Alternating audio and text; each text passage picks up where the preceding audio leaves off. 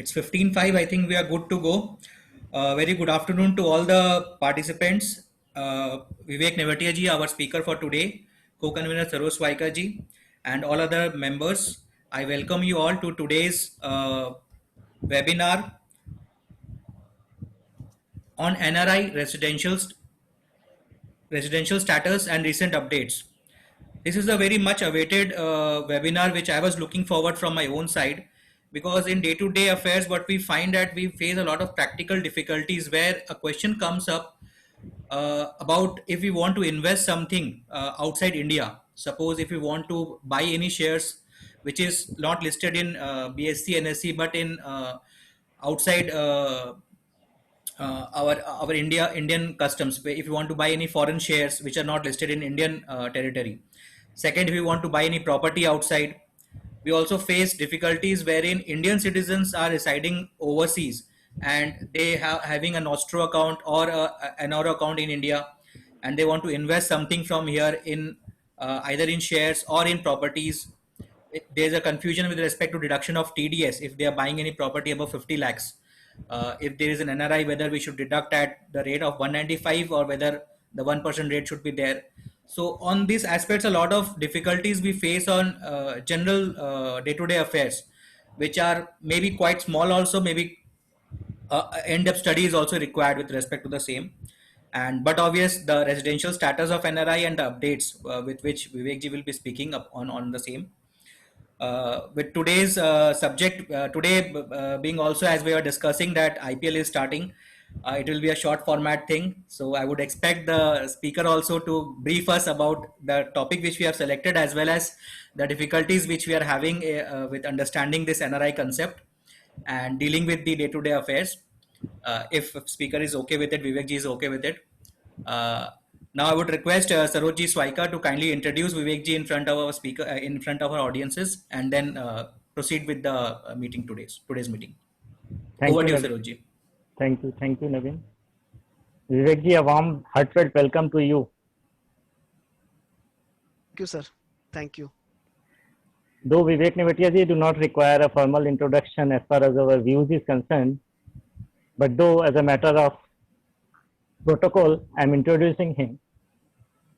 Shri Vivek Nevatia is a commerce graduate, a fellow member of the Institute of Chartered Accountants of India, and a certified information systems auditor. He has attained his Bachelor's of Commerce with honors from St. Xavier's College, Kolkata.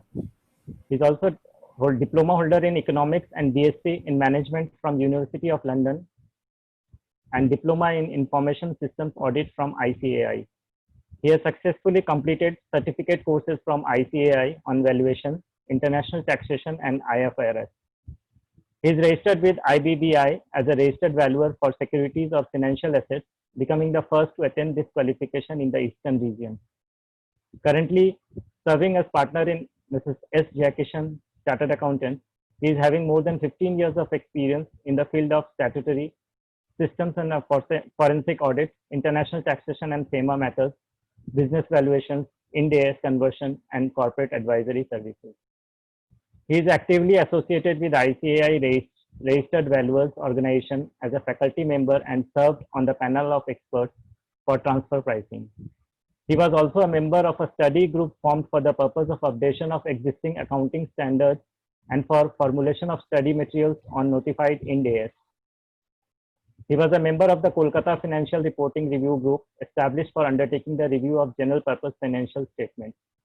He has been nominated and has been serving as co-opted member, special invitee for various committees like Expert Advisory Committee, ICAI, Committee of International Taxation, ICAI, Research Committee, ICAI, Corporate and Allied Laws Committee, EIRC, ICAI, and Executive Committee member for the International Fiscal Association, Eastern Region. He has served as the president of Views Exchange Chartered Accountants Study Circle, EIRC, in the year 2014-15. Under his leadership, Views Exchange was awarded as the best study circle in the Eastern region. He has delivered lectures in various seminars on valuation, international taxation, Ind AS, IFRS, etc., organized by the ICAI, EIRC of ICAI, ICSI, and various other study circles. I welcome Vivek ji.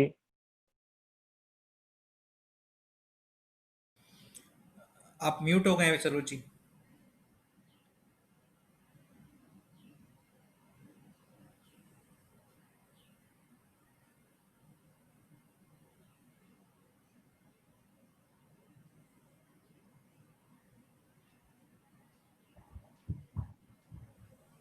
Yes, you Vivek can. ji. Thank you, Naveen ji. Thank you, Saroj ji, for the wonderful introduction. It's always a pleasure to speak at Views.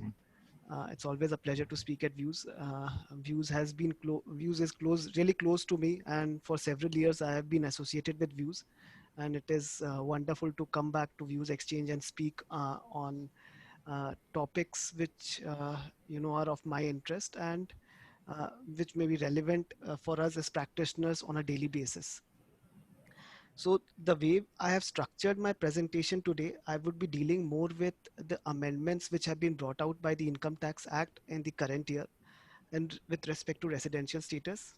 I will also deal with the residential status under the foreign exchange laws, and I would deal more with how individuals, we as individuals interact with FEMA and the income tax law. I would not go into corporates. I would be dealing more with how individuals and individuals vis-a-vis tax laws and vis-a-vis foreign exchange laws. Uh, this being a very wide topic, I thought uh, restricting my topic to individuals would be more relevant and would be more relatable to the audience here. There could be certain areas which I may not be covering because of paucity of time, because of the limitation of 2 hours. I would request the audience to ask questions and I would keep 15 to 20 or 25 minutes for the questions in the end.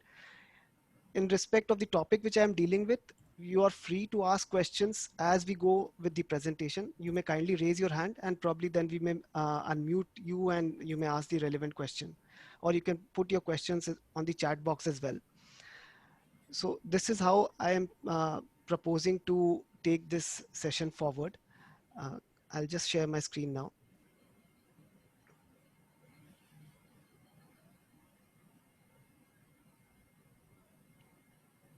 I hope my voice is clear and the screen is audible and the screen is visible, right? Yes, sir. Yes. Okay. So so coming to Income Tax Act, when we deal with Income Tax Act, why is the residential status relevant? So if we look at Section 5 of the Income Tax Act, Section 5 gives us the scope of total income. So when we look at the Income Tax Act, the first thing that an individual needs to do is to determine his residential status. It is only when the residential status of a particular individual is determined, it is only then it can determine what would be his scope of the total income that would be chargeable to tax under the Income Tax Act. So income tax essentially being act in India, it extends to income which is sourced in India or to Indian residents, so as to say. So if we look at the scope of total income under Section 5, what is specified in Section 5 is that income of the resident is taxed on a global basis. So wherever the income is received, accrued, irrespective of where the income is received or accrued, income would be taxed, the global income would be taxed in the hands of a resident.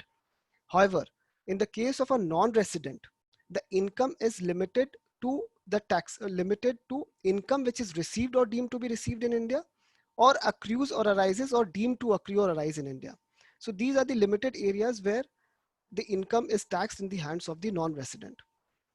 There would be a bifurcation of a resident into resident and ordinary resident but not ordinary resident. Will come to that at a later stage. But broadly, the Income Tax Act basically divides an individual into two parts. One is a resident and the other is non-resident. So the way we determine a residential status of the individual is laid down in Section 6 of the Income Tax Act. So what is Section 6 basically tells us how the income tax how lays down certain specific tests to determine the residency of the person. Now, in the current Finance Act 2020, there has been significant amendments which have been brought out by the income tax by the in section 6 of the act to to to effectively to prevent individuals from avoiding paying tax on their foreign income by maybe shifting to jurisdictions which are tax free or having a low tax, and structuring their affairs in such a manner such that they are not resident in India. So we will discuss those amendments in a lot more detail.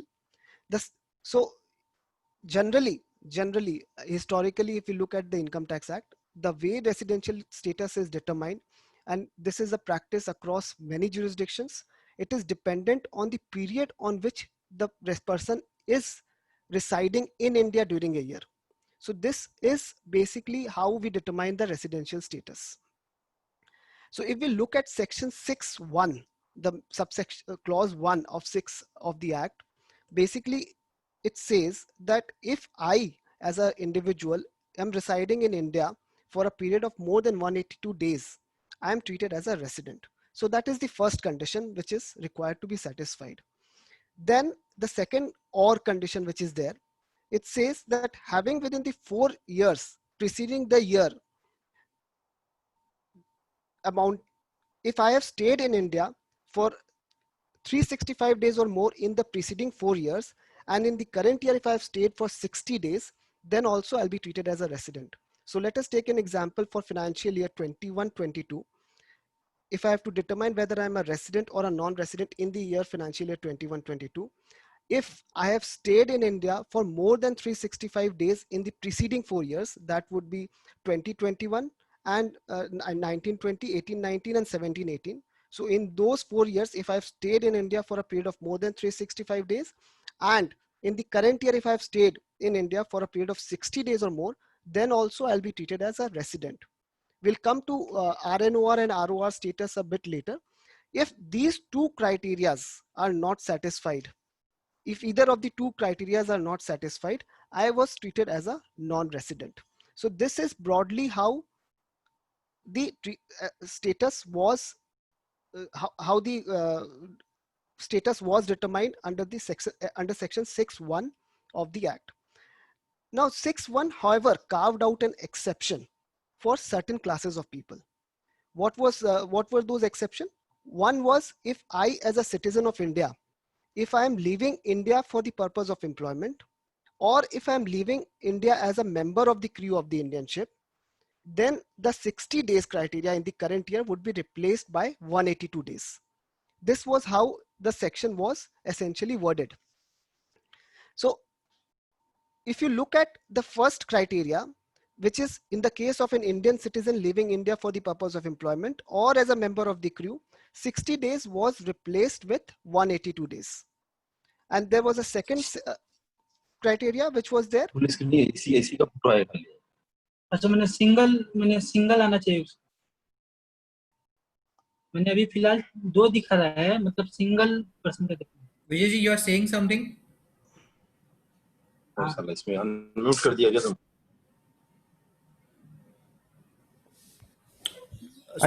Mute कर दो सबको. हाँ कर दिया. Vijay ji, you can continue please. Yeah.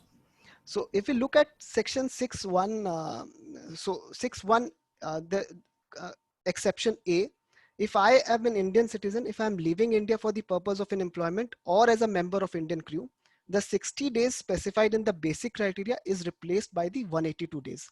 So what happens? We discussed two conditions. One is 182 days or more in the relevant year. And second one was 60 days or more in the relevant year and 365 days or more in the 4 years preceding the relevant year. Now, when this 60 or 160 is replaced with 182, and if I am a member of, if I'm leaving India for the as a member of a shipping crew or for the purpose of employment, the condition A or C merges. Essentially, 365 days does not have any relevance. And if I'm leaving India for the purpose of employment, I would just need to look in the relevant year whether I am in India for the I'm residing in India for more than 182 days. So let us take an example. If I'm leaving India today, let us assume for the purpose of employment, I got an offer from Google in UK. I leave India for the purpose of employment today. today is September, and if I do not come back before 31st March 2021, then I would be treated as a non-resident for the purposes of Income Tax Act in the financial year 2021. However, if I would be leaving India in let us say 15th of October, I would be treated as a resident in India for the financial year 2021, and my global income would be taxed for the financial year 2021. If I would have left today, only the income which has been only the Indian income would have been taxed in my hands. The foreign income or the income earned from foreign sources would not have been taxed, since I would have become a non-resident if I would be leaving India for the purpose of employment today. Now, there's a second exception which has been significantly amended by the Finance Act 2020. And this is something which we need to be very, very clear about. Now, what it says is in case of an Indian citizen or a person of Indian origin who being outside India. Now we take a case of financial year 21-22 where I have already shifted outside India. Now I have already shifted outside India. I visit India. If I visit India, the 60 days specified in the basic criteria shall be replaced with 182 days. I will just read the relevant clause.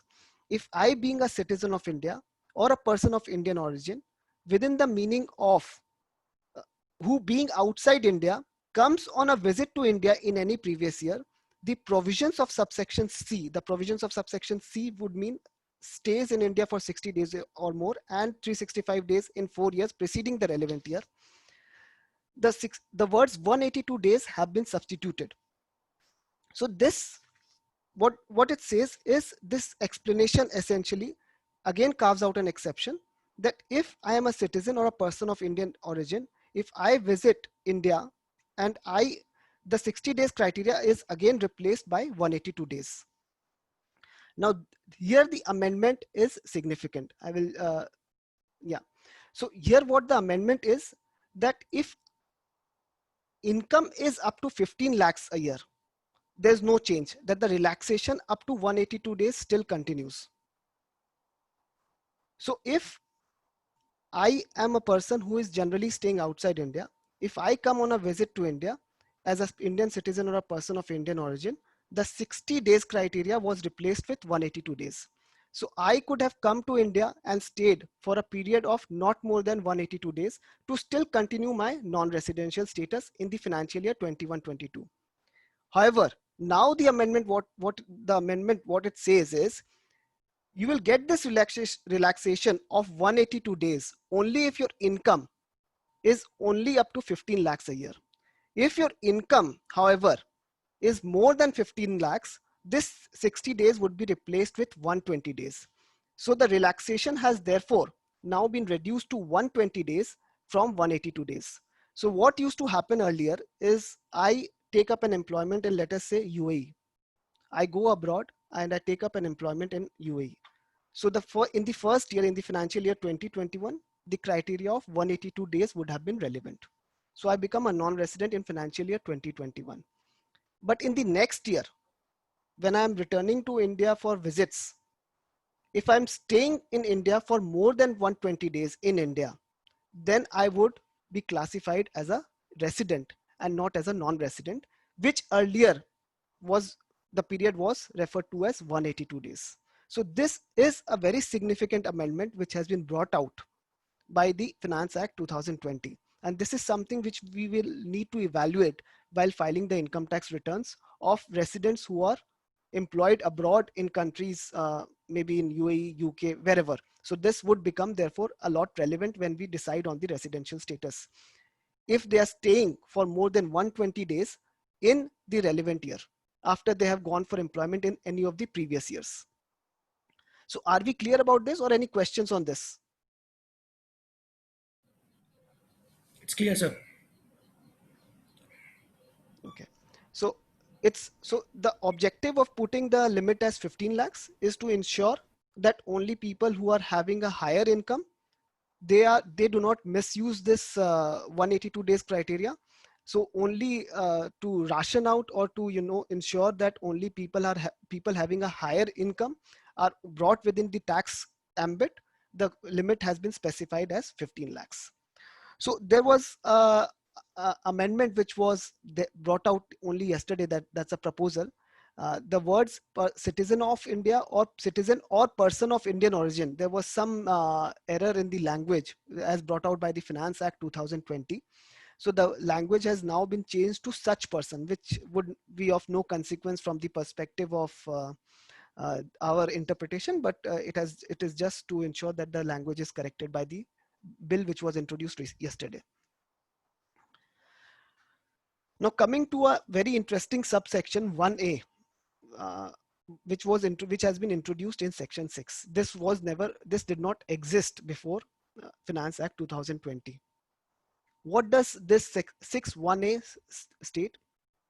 If I, as an individual who is an Indian citizen, if I have an Indian income exceeding 15 lakhs and I'm not liable to tax in any country for the reason of domicile, residence, or any other criteria of similar nature, shall be deemed to be resident of India.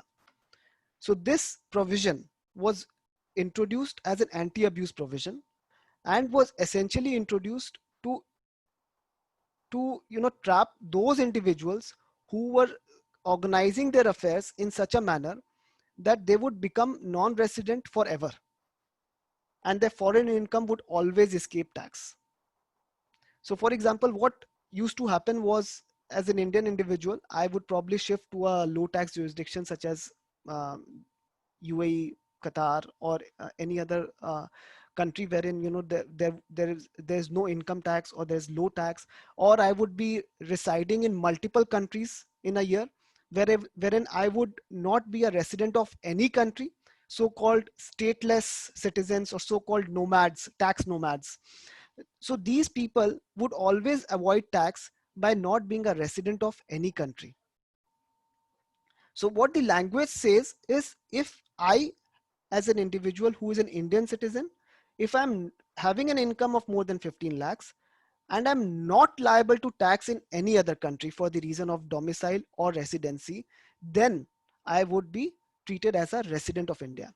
This has far-reaching implications from the perspective of income tax. So from all the compliance perspective, I would be now treated as a resident, and therefore any payments, in fact the TDS provisions, TCS provisions, etc., if I'm a resident having some business or all the compliances as a resident is something which I need to be taking care of. This is an anti-abuse provision which was brought out in Finance Act 2020. The words used are liable to tax. So when it comes to liable to tax, if you look at the memorandum which brought out this amendment, it basically said the intention was to bring to tax stateless persons, people who are not tax residents of any country.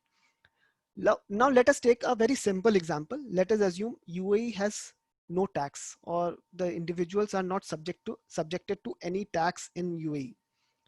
I have a genuine job in UAE. I shift to UAE for the purpose of employment abroad, and I'm residing for, let us assume, more than 300 days in UAE. I'm an Indian citizen. I'm holding an Indian passport. I'm residing every year for more than 300 days in UAE. Technically, from if this amendment would not have been there, I would be treated as a non-resident for the purpose of Indian Income Tax Act. With the introduction of this 1A, the question therefore now arises whether, if I'm staying in UAE for 300 days and UAE does not have a formal income tax law, so as to say, whether I am liable, since there's no income tax which I'm paying, whether I'll be treated as liable to tax in UAE or not, that is a very big question which arises here. So in the context of liable to tax, there is one judgment which is there in the context of Azadi Bachao Andolan Supreme Court judgment, wherein they have said that the word liable to tax is different from subject to tax. The word liable to tax is wider. So for example, even if there's the UAE government has the right to tax me, then also I'll be treated as being liable to tax in UAE. Although there I may not be subject to tax because the UAE does not have an income tax act, but I may still be liable to tax in UAE because by virtue of me being resident in UAE for more than 300 days, UAE government technically has the right to levy tax on me as an individual in UAE, resident in UAE. So the question is, to what extent can this interpretation hold good, considering that the UAE or the Qatar or such countries, Middle East countries, or the low tax jurisdiction countries are used as a jurisdiction to avoid paying tax on foreign income? That needs to see that needs to be actually seen, because there's an apparent contradiction between how the memorandum introducing section 6(1)(a) is worded, and how section main section by itself is worded. The main section says liable to tax. Now what the interpretation of the phrase liable to tax will be taken by the department would be seen in the years to come, but definitely there would be a litigation to this extent, because the department may always say that Azadi Bachao Andolan may not be a very good law today, in the sense that this judgment was rendered in the year 2003, and there have been significant amendments to how the concept of tax works in the past several years. So Just a small question over here, sir. huh, So here, if we talk about not liable to tax any other country, so hmm. whether they mean the income which is generated in India or the income which is generated outside India also. Suppose No. he, as your example, the person is staying in UK and is having an income from UK only, not from India, and that is being taxed by the UK government. So whether he's liable to tax in that scenario or whether it is talking about the Indian income which is being taxed in UK. No, so I'm coming to the scope a bit later. What is happening now is I'll be treated as a resident. Now, what amounts would be considered as part of the tax computation would depend on whether I am a resident and ordinarily resident, or resident but not ordinarily resident. So it would essentially depend on if I am a ROR, then I would be taxed on these items. If I'm a RNOR, I would be taxed on these items. So this would be a bit later, maybe. But the more fundamental point is that I would be treated as a resident for the purpose of Income Tax Act. If I'm treated as a resident of Income Tax Act for the purpose of Income Tax Act, you may consider the kind of the inspection or the data which the income tax department may probably ask from me while at the time of assessments. So for example, section 68 of the Income Tax Act, which deals with unexplained cash credits, wherein source has to be established. So generally, if I'm a non-resident, if I've invested in shares of an Indian company, I would just have to prove the first source. Whereas if I've treated as a resident, I would have also need to prove the source of source. So coming to provisions like section 68, coming to provisions such as section 115, where there are concessional tax rates applicable to non-residents, I would not be entitled to those benefits, such concessional rates. I would, as a resident, be subjected to a higher tax rate as a result of those incomes, which otherwise would have been taxed at a concessional tax rate. So this is basically to bring those SSEs who were basically arranging their affairs in a manner to not pay tax anywhere, and they were also not subject to the kind of scrutiny or inspection that they would have otherwise been. This is basically this clause has been inserted to ensure that those SSEs will now be treated as residents for the purpose of Income Tax Act. So coming to the question whether I will be treated as I will be required to now pay tax on the income which I'm receiving from employment in UAE or UK if I am treated as a resident by virtue of 6(1)(a), let us come to the new category of not ordinary resident as inserted by section 6(6), subclause C and D. What this says is, if I am treated as a resident by virtue of these new amendments which we have just discussed, this 120 days and 182 days. And if I am a stateless person who is treated, and an Indian citizen who is now a resident from the perspective of 6(1)(a), I'll be treated as a not ordinarily resident. So when I'm treated as a not ordinarily resident, what is my tax liability? What is my scope of income which is chargeable to tax? So the difference so in case of a resident, the global income, ROR, entire global income is taxed irrespective of where the income has arisen, where the income is received. In case of a resident but not ordinary resident, income received or deemed to be received in India is taxed. Income accrues or deemed to accrue or rise in India is taxed. And income derived from a business controlled or a profession set up in India is taxed. So foreign income is not taxed if I am a RNOR. I hope I'm clear. In case of a ROR, the global income is taxed. In case of RNOR, foreign income is not taxed. Only foreign income which is income derived from a business controlled in or a profession set up in India will be taxed.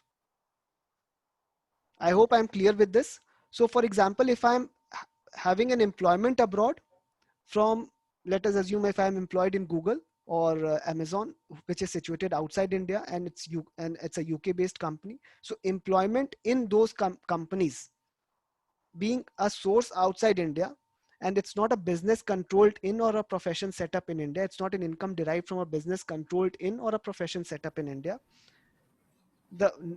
Those incomes will not be subjected to tax because my status would be RNOR by virtue of 6 clause 6 subclause C and D. I hope this is clear. Yes, sir.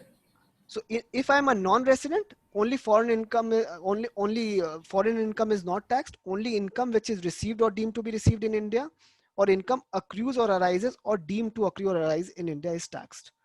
Now, just a fundamental point: income received abroad, once received, it cannot be received, and if that money is repatriated back to India, it cannot be treated as received in India. So income can be received only once. Once income is received abroad and the income is repatriated to India, that's a repatriation, that's not a receipt. So income can only be received once. So that there have been multiple judgments to this. So if something which you earn abroad and you repatriate that income to India, that does not mean that that income will become taxable since you have brought that income into India. That's just a fundamental point which I wanted to just share with the audience. So what is the implication of these amendments? So we just have just prepared this table to just highlight how things would move from now on, prior to the amendment and post the amendment. So if you look at, if I stay during the financial year less than 120 days and I have an income of more than 15 lakhs, I would continue to be a non-resident and the amendment would not have any impact. Second, if my stay in the second year, in the first year, the 182 days criteria still holds relevance. In the second year, if my stay is less than 120 days and my income is again less than or equal to 15 lakhs, again, my residential status would continue to be a non-resident irrespective of the amendment. My stay is more than 120 days, but less than 182 days, and my income is less than or equal to 15 lakhs, my residential status will not be impacted. I would continue to be a non-resident and this amendment would not have any impact. If I'm staying in India, visiting India for more than 120, but less than 182 days, and my income is more than 15 lakhs, earlier I would have been classified as a non-resident, but now I will be classified as RNOR. So this amendment therefore has a significant impact on category 4, on row 4 of the particular class of SSEs. If I'm staying more than 182 days in India, if I'm visiting India for more than 182 days, irrespective of the level of income, I'll be treated as a resident from the perspective of Income Tax Act. So stateless person is something which I think we have discussed already in detail, so we can just skip that. There was a circular which was brought out due to COVID-19. This is just to bring to your attention that for the purpose of counting the number of days, if you have not been able to leave India because of the lockdown imposed, or because you were self-quarantined, or because you could not depart on an evacuation flight, those number of days would not be counted for the purpose of determining your residential status for the purpose of previous year 1920. So this is just for relevance. This may be relevant when you actually uh, compute the number of days in respect of the previous year 1920. So so I would just before we go ahead, I would just request Naveen, would we like to get into the treaty part, or we go into the FEMA aspects first and then we can discuss the treaty later? What is the FEMA, I would say better would be better, sir. Because okay? treaty, I think a lot of changes are there. Rest depends as you want to move ahead, sir. No, so okay, okay. Any questions on the amendments which have been brought out by the Income Tax Act? Uh, there are a few questions which has been received. So can you just, Naveen, maybe discuss those questions? Yeah. One question I have received in email, sir, by Bharat Malhotra ji. Mm-hmm, Mr. A left for employment abroad on 26 September 19, mm-hmm. hence stay in India for 179 days. However, during December 19, he was in India for 5 days on work related to his employment abroad. Would he be classified as non-resident? I No, think he has already stayed 179 and he has returned to India for 5 days for work which was related for abroad. mhm. No, so the total number of days is therefore 184 days. Yeah, correct. So if the total stay is 184 days, then he would be treated as a resident. Irrespective of for what nature of work he was in India. Right, right. So number of days in India is relevant. Number of days in India. Uh, Another question is by Mr. Malhotra only. A lives in India. Oh, it's the same question repeated. By Shashikanji, what happens to an Indian citizen Mhm, employed abroad mhm. but returns to India in August end due to job loss and remits his final settlement amount from abroad to India in September? Whether this remittance will be taxed in India? Okay. No, so the income was first received where? That it becomes relevant. So income, so if you look at, there are certain judgments, is the point of accrual. So if the income has already accrued abroad as a result of the service being rendered abroad, it is the point of accrual that the income arises first. The income which is subsequently received by you does not make any relevance.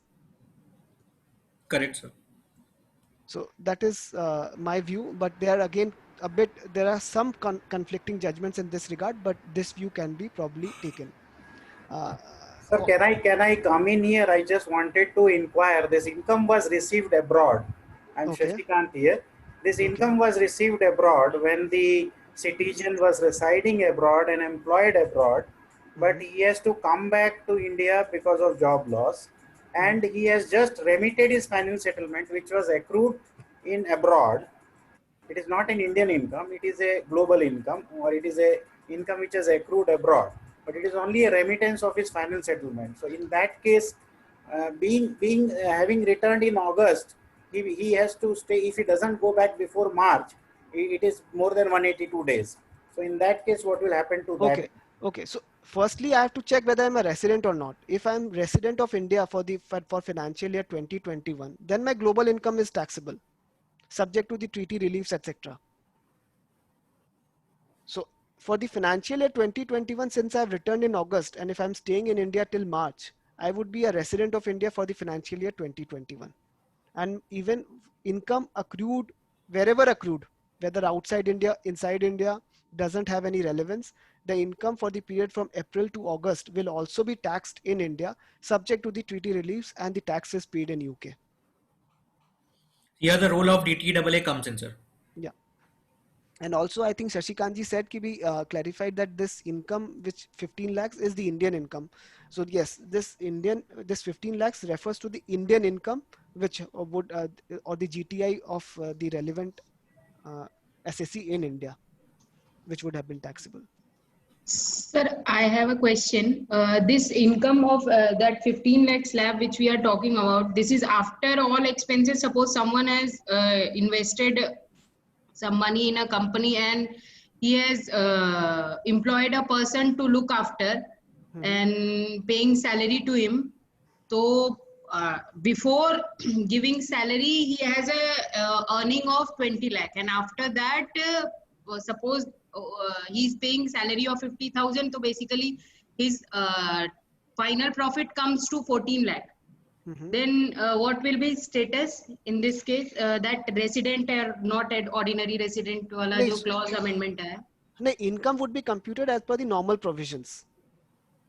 Okay, means after expenses and हाँ, everything, जो normal भी those. Normal provisions के हिसाब से, अगर salary income है तो salary के हिसाब से, एचपी है तो Mhm. एचपी के हिसाब से, आपका कैपिटल गेन्स है तो कैपिटल गेन्स के हिसाब से, जैसा जिसका जो मतलब क्या income means income computed as per the provisions of the act. Okay. And sir normal कोई भी अगर फिक्स डिपॉजिट्स वगैरह करता है, कोई भी जिसमें जैसे अपने बोल रहे हैं कि कोई यहाँ पे एडमिनिस्ट्रेशन के लिए अगर किसी को रख रखा है तब तो इनकम अक्रूज इन इंडिया हम लोग ट्रीट करते हैं. बट अगर कोई एडमिनिस्ट्रेशन के लिए मैंने कोई नहीं रख रखा है, still be earned income in India, मतलब जैसे फिक्स डिपॉजिट्स वगैरह है, उस केस में सर रेसिडेंट नॉन रेसिडेंट का और resident but not ordinary resident का डिफरेंस क्या रहता है सर? नहीं, अगर आपका फिक्स डिपॉजिट इंडिया में किया हुआ है कोई बैंक के पास, right. so those fixed deposits are definitely Indian sourced income, interest on fixed deposits. Because the relevant asset from which your income is being derived, the source is in India. Okay. So So it will irrespective of whether I am a resident, ROR, RNOR, or a NR, this income would be liable to tax in India. taxed. Okay. Okay. Since this Thank is you. income accrued or rising in India, and even otherwise this income is being received in India at the first place. Okay. Okay, sir. For example, even if you transfer shares of an Indian company, Right. those shares, capital gains arising from sale of those shares are Indian sourced income. So that would be subject to tax. India would have the first right to tax such income because of the source rule. So we do not have a territorial based taxation regime. We have a source based taxation regime. Income from whatever source derived from India would be taxable in India. Okay. Okay. Understood. Thank you, sir. And tax rate will depend upon the residential status, sir. No, Right. tax rates would depend on a lot of cases, Naveen. Tax rates would depend on the treaty aspect as well, would depend on whether I'm a resident, non-resident. Again, it would depend on a lot of factors. However, there technically, if I have entered into a treaty with some with a country, and if I'm taking a benefit of the treaty, income tax cannot distinguish between the tax rates applied to a resident and to a non-resident, in the sense that resident cannot be taxed at a lower rate than the non-residents generally, Right. because of the non-discrimination clause in the treaties. Okay, sir. So you can continue. I think whatever questions was there, I've already asked. Okay, so just to, I think, what happens if I'm an RNOR? So just to understand the impact and the benefit, or the disadvantages or the benefits as a result of me being classified as RNOR. So impact, the first impact is there's a limited increase in the scope of income, which we have discussed. Income from business controlled or profession set up in India would now be taxed in my hands. Earlier, since I was a non-resident, this was not subject to tax. Now there are very, very limited jurisprudence available with respect to what is income from business controlled or profession set up in India. The word used here is only controlled. It does not say controlled and managed. But the interpretation that I would have is income from business controlled or profession. It's income of the relevant individual. If there is a company which is a different SSC than the individual, that SSC would be treated as a separate SSC, that corporate would be treated as separate corporate. If I as an individual have a business and that business is controlled from India, income from that business from wherever arising would be taxable in India. So that is probably the understanding, and there are only couple of judgments with respect to income from business controlled or profession set up in India. However, this provision, this particular clause will now attract a lot more litigation considering the amendments which have been brought out by Finance Act 2020. Now, there were certain concessional tax rates available under Chapter 12A to non-residents. For example, there was this concessional tax rate applicable to capital gains from unlisted securities, which was available to non-residents, and they were taxed at the rate of only 10% without the benefit of indexation and the exchange. So this benefit as a non-resident, I would not be entitled to avail, because now I would be classified as RNOR. So this is a fundamental change. Concessional tax rates under the treaty may not be available where India is a source country and individual tie breaks to India. If an individual becomes a tax resident of India by virtue of the tiebreaker, so I may not be actually be able to avail the concessional tax rates under the treaty. So there is in respect of returning NRIs, there is overall reduction in non-ordinary resident relief. So there is, if I am a returning non-resident Indian, if I have left my job abroad and come back to India, there is a reduction in the relief which I would be getting as a non-ordinary resident. There were certain exemptions which I was otherwise entitled to, which I would not be entitled to now, considering that I have become a RNOR and not an NR.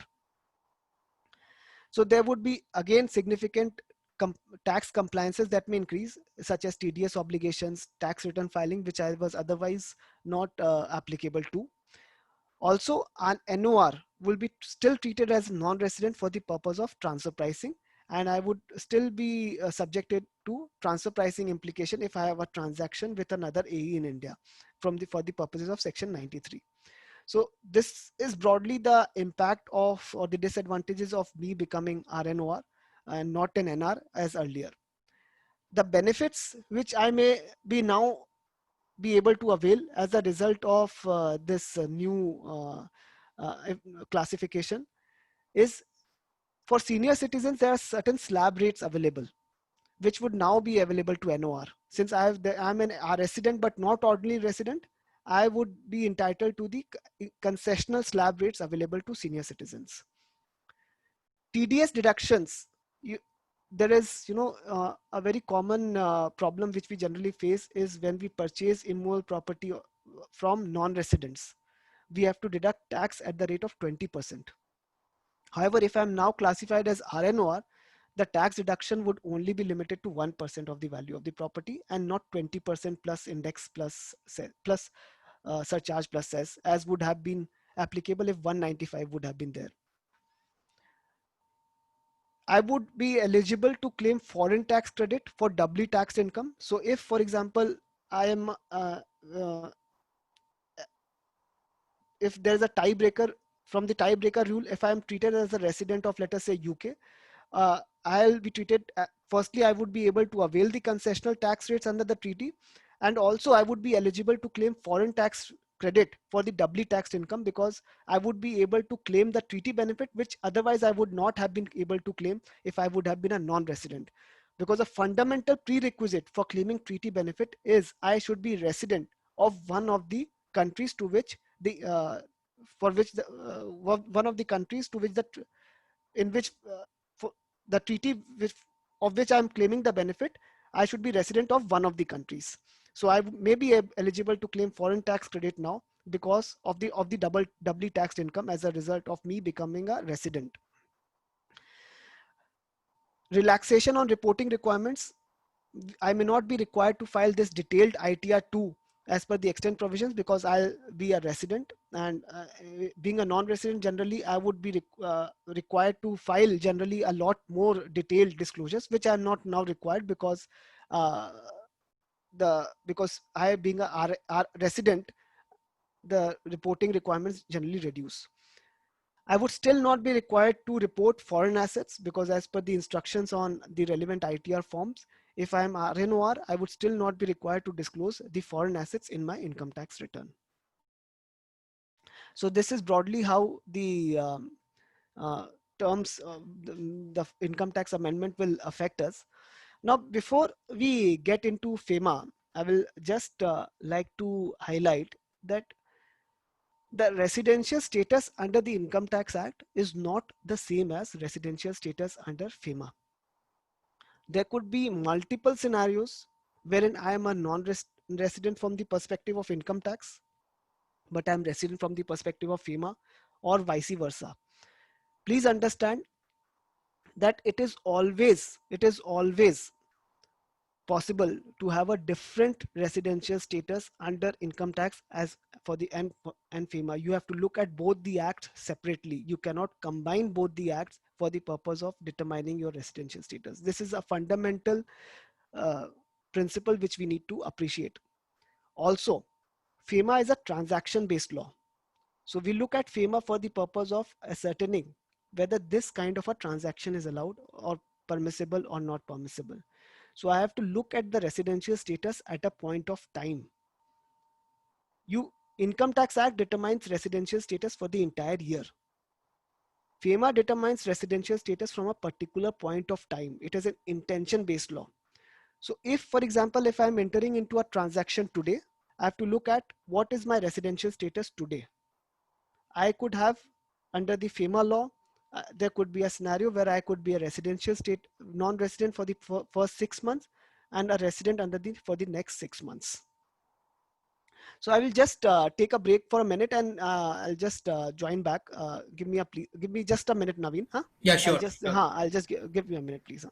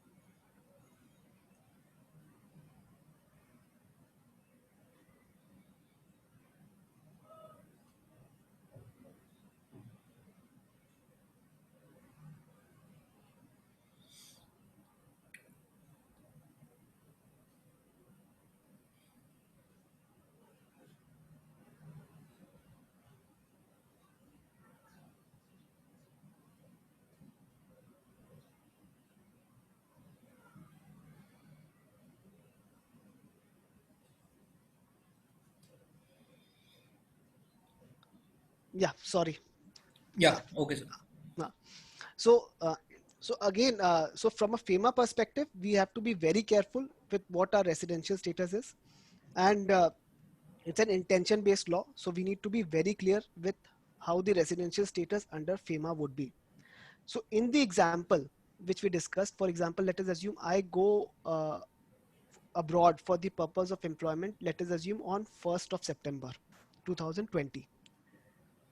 From an income tax perspective, I'm a non-resident for the entire year, 1st April to 31st March.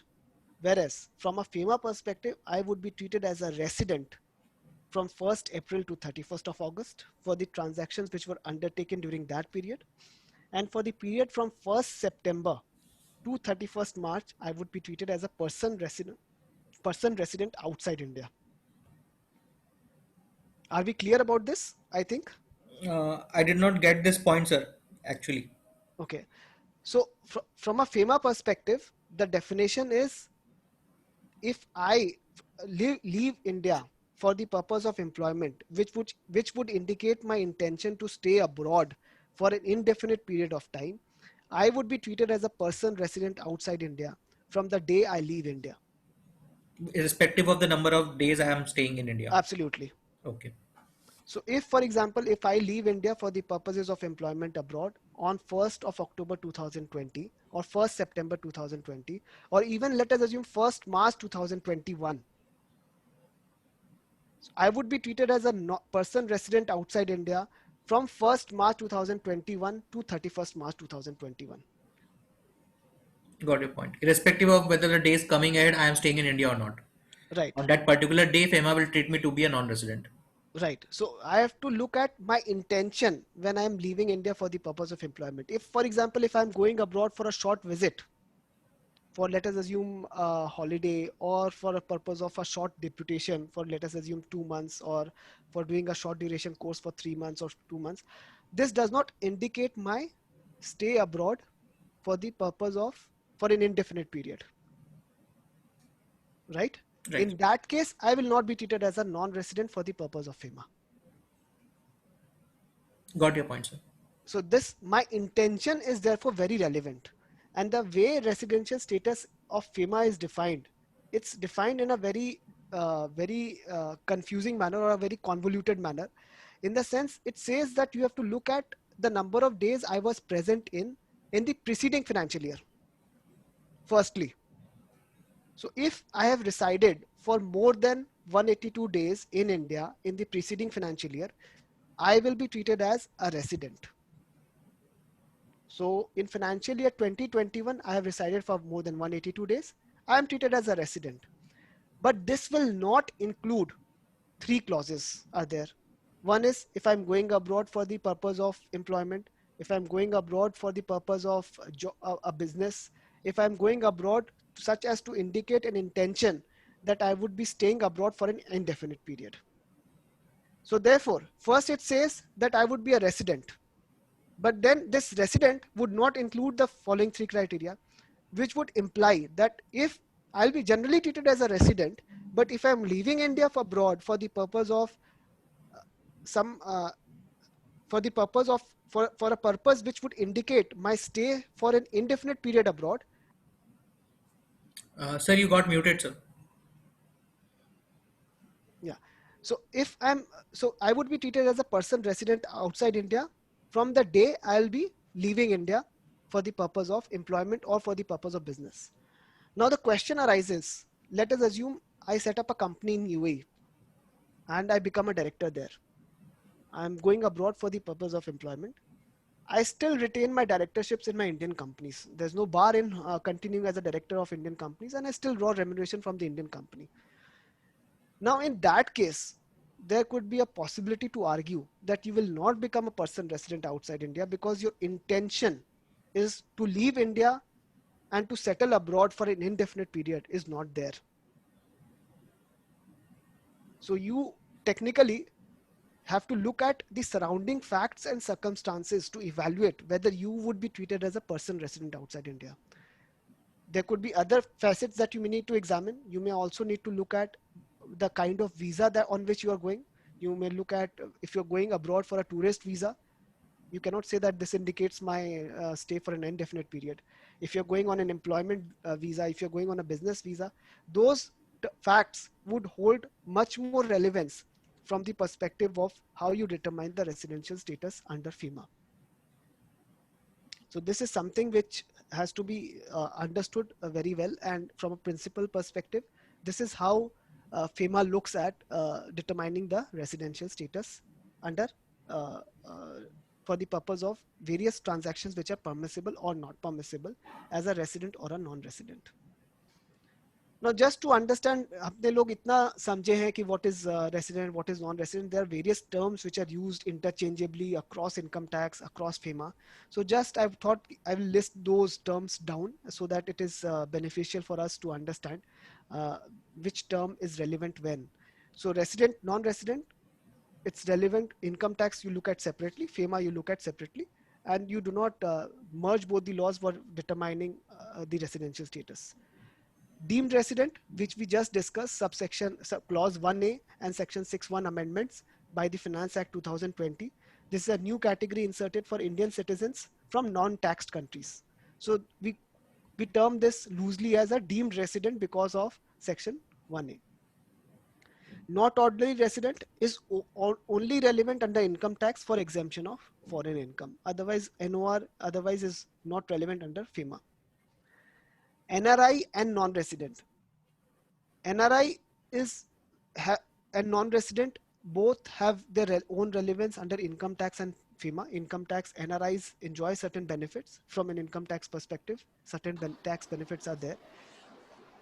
so that may become relevant. And from a FEMA perspective, NRIs again have a lot of significance in the sense that NRIs, for example, are allowed to acquire immovable property. So this NRI otherwise becomes a lot significant when we deal at a with FEMA over the course of the session. Overseas citizen of India. This means that if I am a citizen of another country, for example, let us assume US, I can, but since I have been a resident of citizen of earlier, or my one of or my father or grandparents have been a citizen of India, I can apply for a OCI card, and therefore I am generally treated as a overseas citizen of India. This again becomes relevant for a FEMA perspective, apart from, of course, visa, etc. Also, in respect of visa, also this OCI card is not relevant because OCI card holders are allowed to visit India without requiring a formal visa from India, Indian embassy. Person of Indian origin. Again, person of Indian origin has some relevance from an income tax perspective. The PIO is used in certain sections under income tax. It is more relevant from a FEMA perspective, but after 2015 or after 2016, I believe, the PIO concept has been abolished under 2015. Yes, PIO concept has been abolished in the sense that there are no fresh PIO cards which are being issued. So what is generally advisable is if you have an PIO card which has been issued prior to 2015, it is suggested that we obtain a fresh OCI card because the PIO card has now been merged with the OCI scheme. And now what is now relevant is the OCI card. So this notification was brought out in 2015, and therefore you have only 3 criteria now. So one is resident, the second is you become an NRI, third is as a citizen of, or you become an overseas citizen of India, and the fourth one would be person resident outside India or foreign citizens who are not OCI holders. So we have person resident in India who are Indian citizens.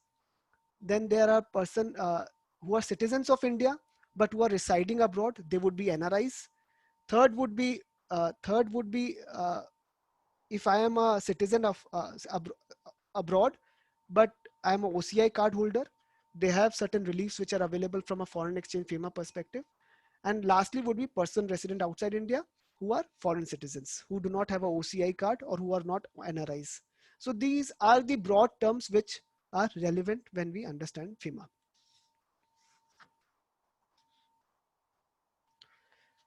Returning Indian, again, this is relevant under FEMA, which means a person who was a non-resident and has now returned to India and become an Indian resident. So this is again, resident Indian is relevant in the sense that if I as a person resident outside India have acquired certain immovable property abroad when I was resident outside India, if I have acquired certain foreign assets, so there is a relevant exemption which is available under FEMA for foreign assets, section 6(4), which says that foreign assets which are held abroad can continue to be held by returning Indians. So you do not need to actually dispose of those properties, because as a person resident in India, I cannot acquire immovable property abroad otherwise than the LRS scheme. So if I have acquired certain foreign assets, I can continue to hold those foreign assets under section 6(4) of the foreign exchange laws. And there are certain benefits or exemptions available under FEMA for those foreign assets for a returning Indian. Citizenships also is relevant from FEMA and income tax perspective. And domicile is criteria to determine liability to tax in certain countries. So for example, UK has a domicile concept, India has a tax residency on the basis of period concept. So various countries determine the liability to tax on the basis of the number of days they reside in that particular jurisdiction. Also, it is relevant for the liability of estate duty in certain foreign countries such as UK, wherein the estate duty is determined based on whether you are domiciled in UK or not. So this is broadly the concepts which come to my mind when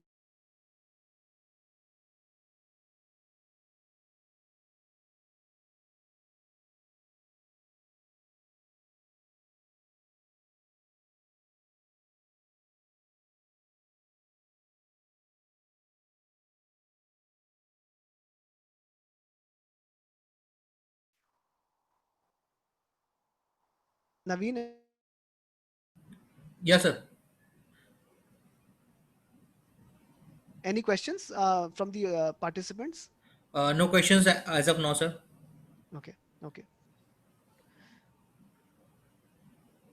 So coming to so what we are now discussing, what we'll now discuss is acquisition of immovable property in India by non-resident Indians or OCI cardholders. Why I have taken up this topic is there has been significant amendments in the last couple of years with respect to this area. What happens now is earlier what used to happen is RBI was in charge of framing the regulations for in respect of capital account transactions with respect to non-debt instruments. Non-debt instruments would mean investment in equity of Indian companies, investment in immovable property in in India. These were within the scope of Reserve Bank of India. However, as a result of 2015 amendment, which got notified only in 2019, the central government has taken over the powers to notify regulations with respect to foreign direct investment or investment in equity shares of Indian companies and investment in immovable property in India or investment in LLPs, proprietorship concerns, partnerships in India. These regulations are now being notified by the central government, and the first set of regulations known as FEMA non-debt instruments regulations to 2019 was notified on 17th October 2019. So this therefore becomes a lot relevant, and the provisions which are now laid down in immovable property regulations have now uh, been uh, been for purpose of looking into whether I, as a foreigner or as a person resident outside India, if I'm allowed to acquire immovable property in India, I need to look at FEMA non-debt instruments regulations 2019 and not the foreign exchange immovable property purchase or sale of immovable property regulations 2018, which was there earlier, which was notified by Reserve Bank of India. This something is which we should be aware of, and even the FDI regulations now have to be looked at by the 17th October regulation, and you cannot actually go back and look at the earlier FEMA TISPRO transfer or issue of security by a person resident outside India. Those notifications or those regulations have totally been rescinded, and now what is more relevant is FEMA non-debt instruments regulation. This is something which all of us need to be aware of. So immovable property in India, why is this investment in immovable property regulated? Is to avoid unnecessary investment in immovable property, which may lead to price rise in India. So real estate technically is has been always been very guarded affair in Indian from an Indian regulation perspective. So considering that अपने बोलते हैं कि सबके लिए घर जो scheme है वगैरह, so if non-residents or if person resident outside India are allowed to invest in real estate, what it may result is increase in the prices of the real estate around. So to restrict that, it was therefore felt necessary that there should be regulation to restrict investment in immovable property by foreign citizens. So investment is restricted now only to genuine purpose with conditions and limits. So otherwise, generally speaking, you are as a foreign citizen, if you are a foreign citizen with no links to India, you cannot just go ahead and purchase an immovable property in India.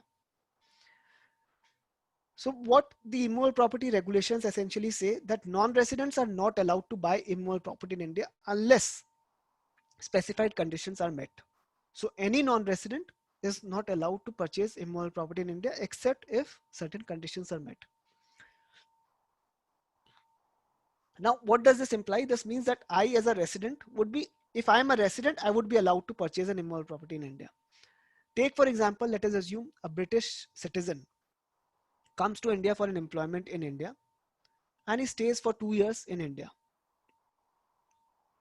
He therefore becomes a resident of India from a FEMA perspective. Whether he would now be allowed to purchase an immovable property? As per the law, technically yes, if since the person, although a UK citizen, he becomes a resident by virtue of his stay in India or as a result of employment in India, he would be allowed to purchase an immovable property in India. Now, RBI specifically issued a FAQ circular with respect to this. What was happening is there were many foreign citizens who were coming to and settling in Goa and taking up employment in certain shell companies, and they were purchasing immovable property in India. To circumvent this practice, what the government did, what Reserve Bank did, they said that for the purchase of immovable property, you would have to satisfy the twin conditions. You would have to satisfy staying of more than 182 days in the preceding year, as well as you have to, there should be an intention for you to stay in India for an indefinite period by taking up employment or business in India. So just by coming into India for the purpose of employment, you will not automatically become a resident. For the purpose of buying of immovable property, you would have to satisfy the twin condition wherein you would have to stay in India in the preceding financial year for more than 182 days, and also you would have to come to India as to indicate your intention to stay for an indefinite period in India. So this is something which was relevant. So citizens of certain countries such as Pakistan and Bangladesh are not allowed to hold IP in India. So this is something which is relevant, although there would be very stray cases like that, but still NRIs and OCIs are allowed to hold as they have Indian connection. So only carve out is if I'm an NRI or an OCI, I would be allowed to hold immovable property since there's this Indian connection which is there. So coming to what are the possible options or possible, what are the permissible class of people who are allowed to acquire immovable property in India? One is NRIs and OCIs. So non-resident Indians would mean persons, citizen of India residing abroad, or overseas citizen of India would mean a person who is who was a citizen of India, or his 2 or 3 generations was a citizen of India and he's now holding an OCI card. They are allowed to acquire immovable property in India. Also, joint acquisition by spouse who is not NRI or OCI is also allowed. So for example, a person who is an NRI who is residing abroad, if his spouse is also allowed to acquire an immovable property who may be a foreign citizen, but the spouse should be acquiring the property jointly with the NRI or the OCI concerned. So this joint acquisition by spouse has also been allowed, provided the marriage is subsisting for the last 2 years. So that is also one of the conditions which have been prescribed. So just to ensure that कि बस शादी करके सामने वाला purchase कर लिया और फिर डाइवोर्स कर लिया, वो नहीं चलेगा essentially. इस केस में sir just interrupting you, as you said NRI can, since Indian connection है then he can buy, Right. तो इज इट मैंडेटरी दैट उसको कोई जॉइंट ओनर के साथ में लेना पड़ेगा? नहीं. NRIs can acquire independently. NRIs do not have an issue of buying independently. Then why this clause, sir, that joint acquisition by spouse is not NRI? No. So if NRI का spouse को acquire करना है, who is not an NRI, if he or she needs to acquire the property, उसके पास funds है, let us assume. Okay. Suppose Naveen goes abroad, he is an NRI, he marries a foreigner abroad. Okay. If the foreigner wants to purchase a property, she is also allowed to buy the property, provided she acquires jointly with you. You Okay. can acquire independently. Correct. Got your point, sir. But the marriage should subsist for 2 years. ऐसा नहीं कि भी आप शादी कर लिए and then Mrs. A को Mrs. A purchase कर लिया प्रॉपर्टी और फिर डाइवोर्स कर लिया, वो नहीं चलेगा. Got your point, sir. If a person resident outside India who is not an NRI or who is not an OCI, he is also, if he has a place of business in India, he has set up a branch, it is also allowed to acquire an immovable property, but only for the purpose of carrying on any permitted activity. There's a new class which has been inserted under the FEMA non-debt instruments regulation, long-term visa holders for minorities in Afghanistan, Pakistan, Bangladesh, specified minorities, Hindus, Sikhs, those minorities are allowed to purchase an immovable property in India if they are residing in India. there are certain specific conditions which are there. Those conditions may not be very relevant for us for discussion, but those long-term visa holders are allowed to purchase property in India. Again, foreign embassies, diplomats, consulate generals are also allowed to purchase immovable property in India. This is as part of international treaties. These people are also allowed to purchase acquire immovable property in India. NRIs and OCIs can acquire property for investment also and for self-use also. And they can sell the property and repatriate the sale proceeds abroad most of the times. They can also let out the property and repatriate the funds abroad after payment of due taxes. And they can also gift the property to, or gift in the sense, or they can give it on inheritance also, or at the time of death, etc. to anyone. Only limitation is, as an NRI or OCI, I cannot buy agricultural land, plantation property and farmhouses. So agricultural property is restricted.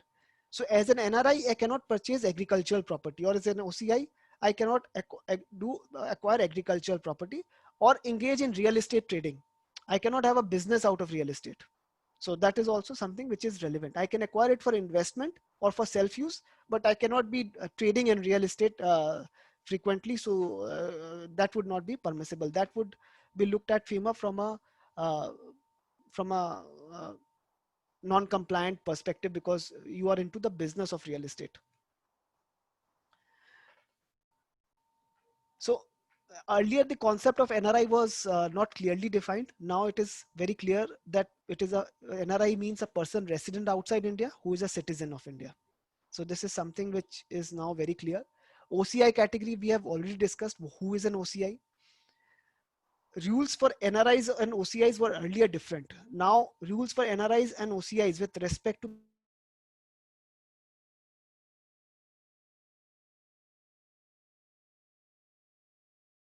distinction whether I'm an NRI or an OCI, I am allowed to acquire immovable property. There are certain conditions, such as I am not allowed to acquire agricultural property. Apart from that, I'm allowed to invest and hold and for self-use any immovable property, residential or commercial.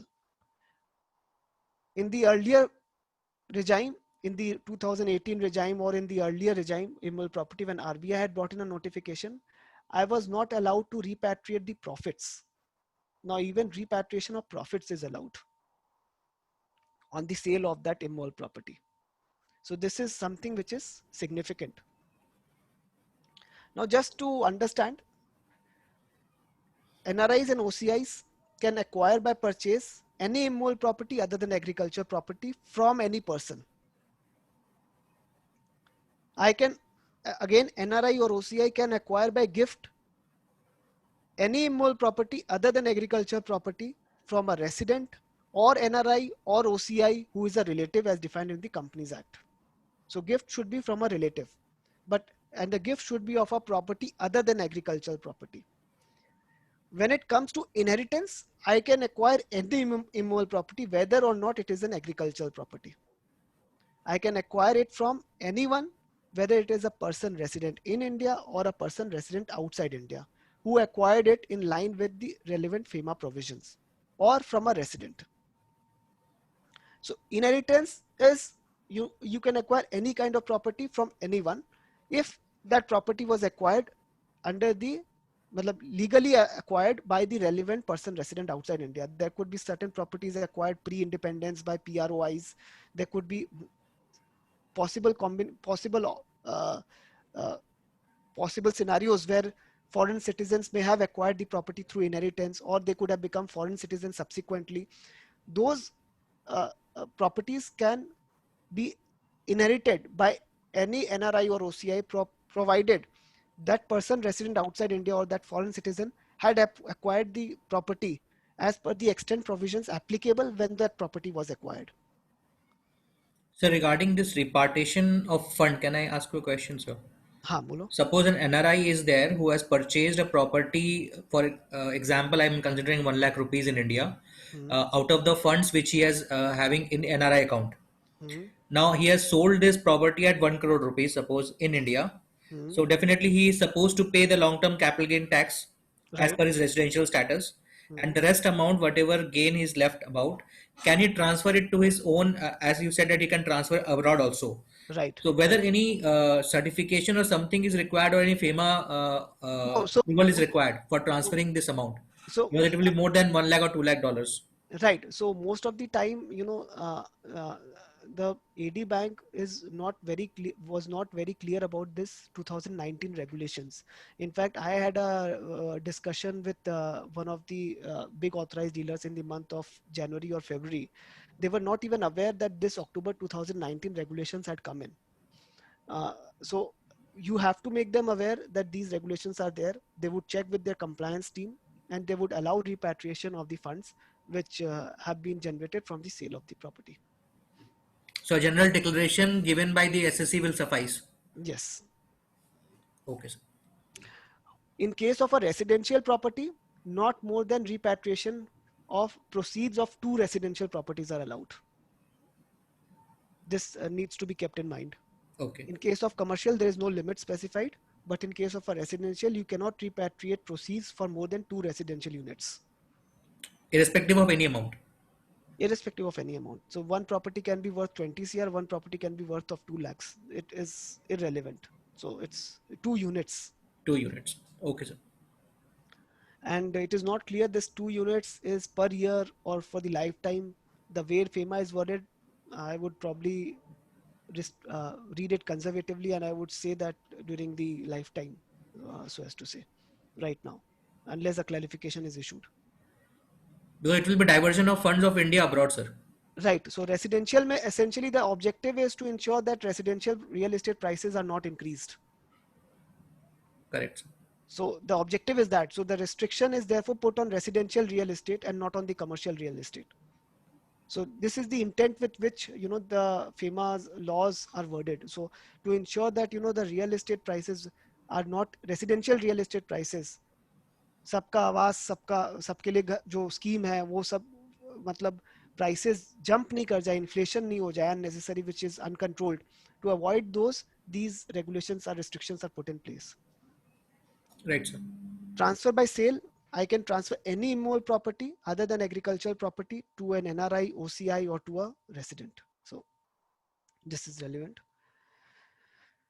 Something which should be kept in mind, I as an NRI or OCI cannot acquire agricultural property. This is something which should be very, very clear. There have been cases wherein RBI has imposed a compounding fee almost equal to the amount of profits which the non-resident has derived from selling that agricultural property. So we need to be very careful when we deal with NRIs and OCIs and ensure that the property which the NRI or OCI is acquiring is not an agricultural property. It can only be acquired by way of inheritance from PROI who acquired it in line with the forex provisions at that time. Agricultural property can only be transferred to a resident. It cannot be transferred to another PRO, to an NRI or OCI.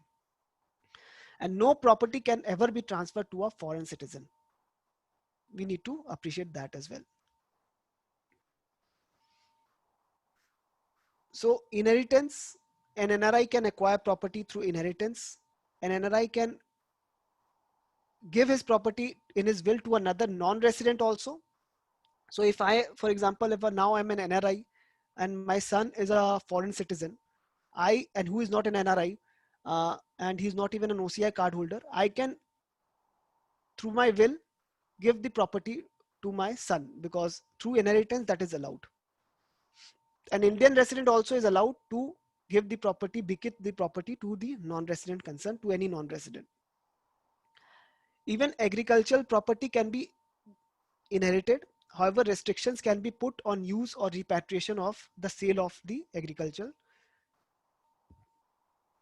property acquired through inheritance.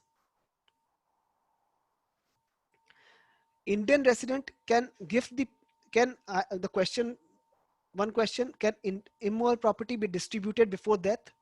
Of course, I can give the immovable property to NRI. LRS limit in that case does not apply. Indian resident should not buy and gift to NRI. That should not be a scenario. Something which is not permissible otherwise should not be done indirectly. So you should not do something which results in circumventing the FEMA law indirectly. So you cannot have a scenario that you purchase an agricultural property and you transfer that agricultural property by way of a will uh, at the time of death to your to a NRI or a person or an OCI holder. That would not be within the objective or the intent of the FEMA law. So this is something which I think we have broadly discussed. So regarding this purchase by resident and gifting to NRI, the time frame will be has to be looked upon whether intention was to buy and gift, because Right. It generally of it is an course. allowed transaction. Right. Right. Of course, it has to be looked at. It has to be looked at. The circumstances need to be looked at. ऐसा नहीं हो सकता कि भी आप आज buy किए 6 महीना बाद आप gift कर दिए. The intent was to gift, वो नहीं चलेगा. If the time frame is somewhere 1 year, 1.5 years, जो अब हमको नहीं, gift it देने का depends on मन the हुआ। facts and circumstances. आज हम property किस लिए खरीदा है मेरे पास, हम क्यों खरीदे वो relevant हो जाता है ना. अगर हम suppose करो कि कोई correspondence मिलता है कि non resident के बोलते ही हम किया है, that doesn't work. Okay. Even the fund, the source of fund can be important. If the NRI is only has given the fund and then the property has been bought and then it has been gifted. Sorry. If the NRI has given the fund through which the property has been bought by a resident and then the gifting has been done. नहीं समझे नहीं. हाँ, वो source of funds अगर NRI से source आया हुआ है तो हाँ. but obvious है, हाँ relevant है ही. हाँ. Those are the things through which this intention can be established. Right. Right.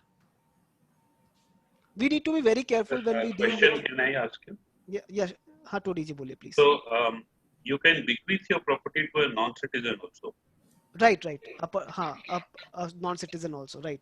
You can give to a non-citizen also. Right. आज suppose करिए कि भाई आज मेरा पूरा family बाहर है. If I am the only person left in India, if I have certain immovable property, and all my siblings or all my successors are now foreign citizens who are not even OCI holders, then I would need to bequeath that property to those foreigners, to my successors, right?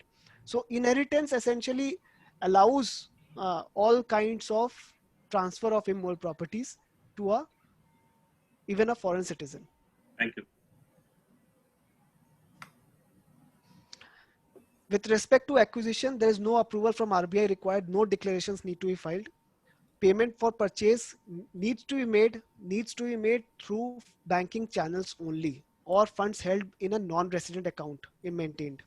We need to be very careful with this. You cannot make a payment through traveler's checks or foreign currency notes. This is absolutely impermissible. You have to acquire the property through normal banking channels. That is must. Immovable property in India, loans, there are certain, whether or not you can take a loan as an NRI from an Indian bank for the purpose of acquisition of immovable property, that has been allowed. There are certain conditions which are there. However, the conditions have not yet been prescribed, but those are generally allowed. If I as an NRI am allowed to take a loan for the purpose of acquisition of immovable property in India. And repayment of loan by relatives was earlier permissible, but now it is not permitted. So again, as a result of the non-debt instruments regulations, the FEMA 2019, this has been brought in. This restriction has been brought in.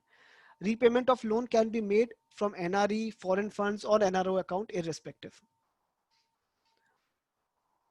Another interesting point is, as a non-resident Indian, under the FEMA remittance of assets regulations, I have a limit of USD 1 million available to me.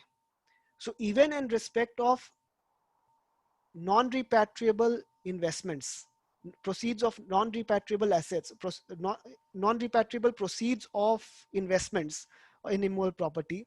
For example, let us assume I have acquired an agricultural property through inheritance, or I had acquired it when I was an Indian resident and now I have become a foreign citizen, or I have become an NRI.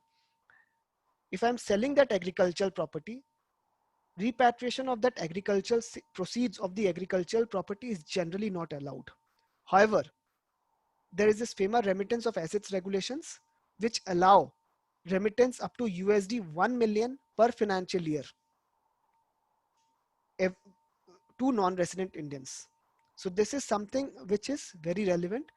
As an NRI, I can avail the benefit of remittance of up to USD 1 million per financial year. This is different from the LRS. LRS is applicable to residents. This USD 1 million scheme is applicable to NRIs. So this is the broad difference. So I can remit up to USD 1 million every financial year, which basically the sale proceeds of any non-repatriable investment can actually be remitted. I think this was what my presentation was. I think let us have time for question answers if there are any. So regarding this NRI status, Mhm. there was one question with respect to deduction of TDS. Right. We find that if an Indian citizen is purchasing any property Mhm. uh, and the person does not declare himself to be a NRI, Mhm. because he is an Indian citizen, he is having his PAN card. Mhm. From the buyer's perspective, will it be necessary to inquire about the residential status of the person with whom I am buying the property? Very much. So what is generally advisable? We take a declaration from the seller that he is a resident or a non-resident from a perspective of FEMA. It is very relevant. Uh, the only thing is, sir, ki how the buyer will be able to know that the person is an NRI. If no, so he will give a declaration. Na? He will give an affidavit or a declaration, which declaration But should this not. generally doesn't happen in any property dealings. I mean to say, suppose I am a person of India, I Hmm. have gone through for buying any property through a broker, Hmm. and the broker has connected me with the person who's going to sell, and he's in India only. I'm meeting him in India only. So we Hmm. generally don't inquire that where you stay, from where you have acquired this property, all those things, that doesn't matter. Only thing is key, we need the successor deed. We find it is in his name, and he goes for the registry, and we buy the property from him. We deduct 1% TDS, we have obtained the PAN. So No, in so no case we are supposed to inquire what his residential status is. no. So legally, from a commercial transaction, you may not need to acquire. From a income tax perspective, for the purpose of deduction of tax, it is of course relevant, and you need to inquire whether he is a resident for the from the perspective of Income Tax Act or not. It is very So much in any necessary. case, if I'm buying a property 50 lakhs, then I should take a declaration from the person that he is a resident in India. Definitely irrespective resident मतलब 50 lakhs का हो या नहीं हो उससे मतलब नहीं है ना. तो टीडीएस तो तभी काटना होगा ना कि 50 लाख के ऊपर का प्रॉपर्टी में बाई कर रहा हूँ. एनआरआई की नॉन रेसिडेंट है तो 10 लाख का भी प्रॉपर्टी है 20 लाख का भी प्रॉपर्टी है तो भी आपको करना पड़ेगा TDS. Okay. So basically, whenever we are buying any property, it's important to understand the residential status first. Absolutely. मतलब in any case, whenever you acquire a property, you need to have a declaration from the seller of his residential status. It is necessary. If any participants have any question, they are free to ask in the chat box, or if they want, they can unmute themselves.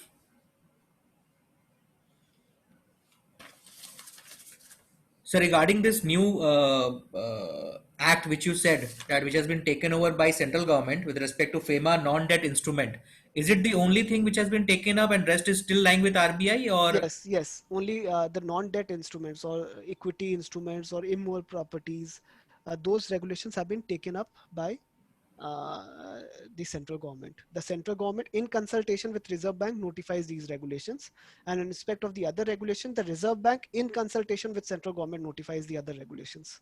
So this is how it is worded. okay? And so if you can throw some lights with respect to this double taxation avoidance agreement which we're talking about. Okay.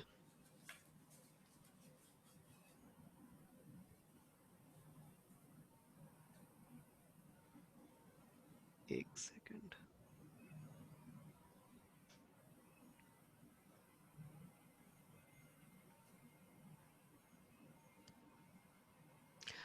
Just before actually we go to the treaty benefit, there was another interesting point which may be relevant for all of us.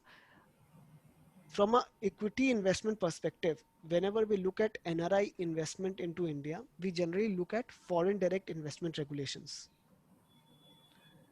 Now, one thing we also need to be aware of, there is a Schedule 4 of the non-debt instruments regulations, which allow NRIs to invest under the non-repatriation scheme in any Indian company except if it is real estate, agriculture. There are certain restrictions which are there, but otherwise, as an NRI, you can invest under the non-repatriation scheme in any Indian company without actually complying with the FDI reporting guidelines and the FDI and the FDI valuation guidelines. This is something most of us are not aware, and this actually helps us advising to NRIs on the compliance part, because the compliances reduce significantly. Because in any case, those NRIs have the benefit of USD 1 million scheme, so they can repatriate up to USD 1 million every financial year. So although this is a non-repatriation scheme, the sale proceeds of the shares can definitely be repatriated up to USD 1 million every year. If the sale proceeds are less than 1 million, 1 million is quite significant. So you can repatriate up to 1 million every year, 6.5 crores, 7 crores approximately every year. If as an NRI, I invest under the non-repatriation scheme. If I as an investor, as an NRI investor, am allowed to invest in any company, except for certain specific classes of companies such as agriculture, real estate, or plantations. Except for these restricted businesses, I am allowed to invest in any company without worrying about the conditionalities or compliances which are applicable for that sector. This is very significant.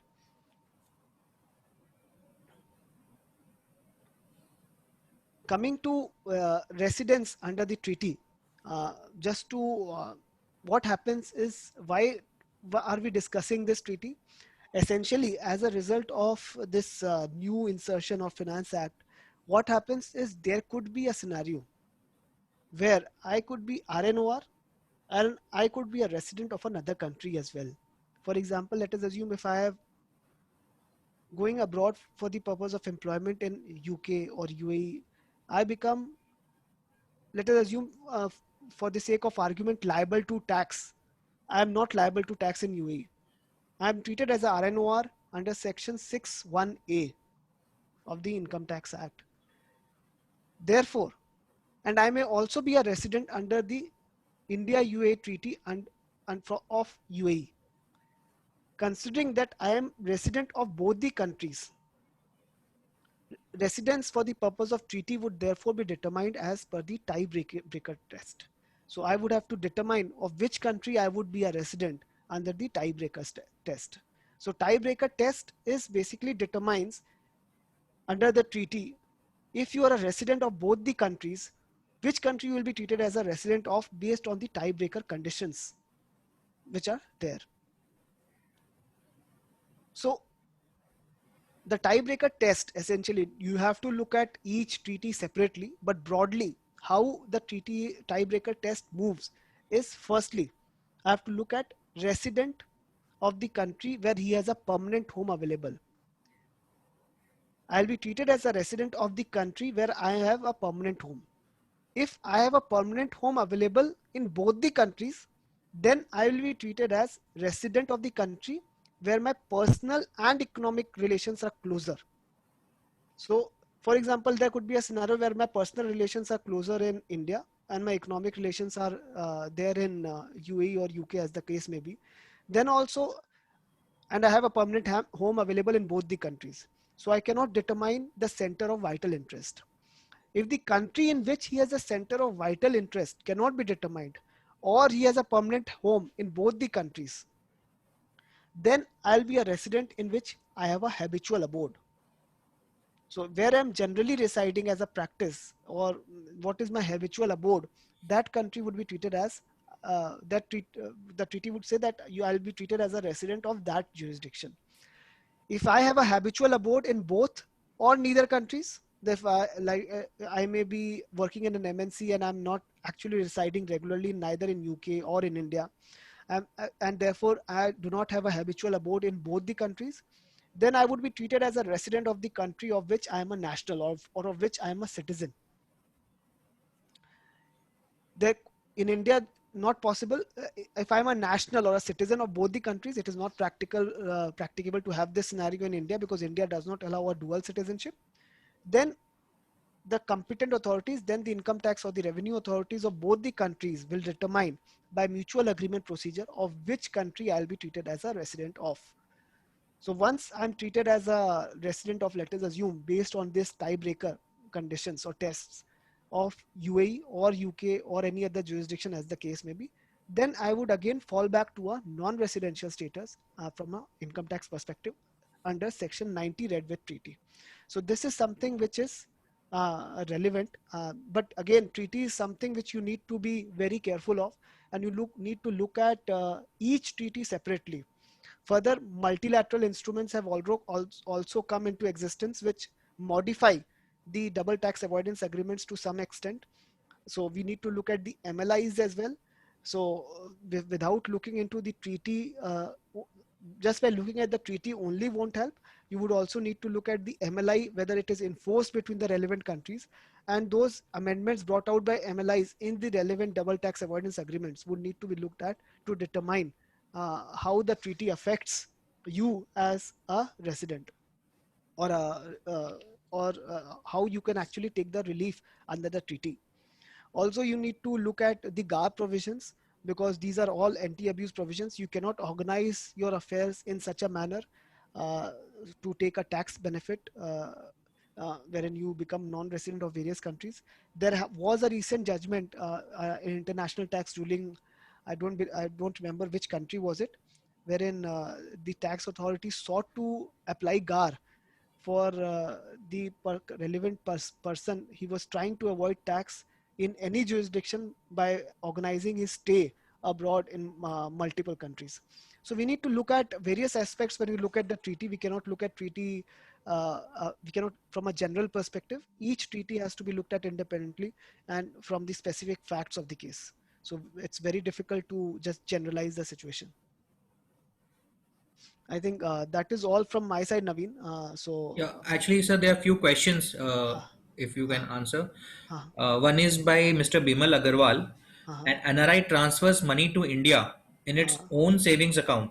And in India, parents are investing in FDs and equity shares and earns profit from the same. What would be the status? And in this case, which IT form must be filled? I'm not clear about the IT form. I have to check the relevant IT forms. But parents are investing in, parents are residents, right? Right. And उनका जो भी capital gain वगैरह होगा, जो normal compute होगा उसमें तो कोई चैलेंज नहीं है. एंड एनआरआई जो अपने अकाउंट में ट्रांसफर कर रहा है रुपया, that is a normal NRO account में ट्रांसफर किया. So again that is something which is a repatriation or transfer to my family for maintenance.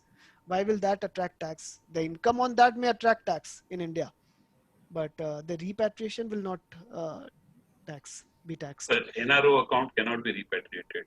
Right, NRO account, किंतु आप उसका 1 million scheme का benefit ले सकते हैं, sir. So you can remit to yourself. Yes. Up till USD 1 million every financial year. Sir, can you share the first page of your PPT? Yeah, sure.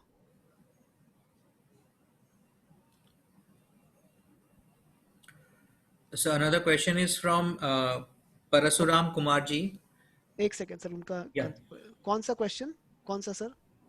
The first page of your.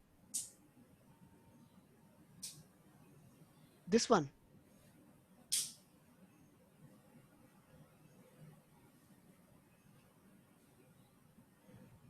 Shiv Todi ji, are you referring to this?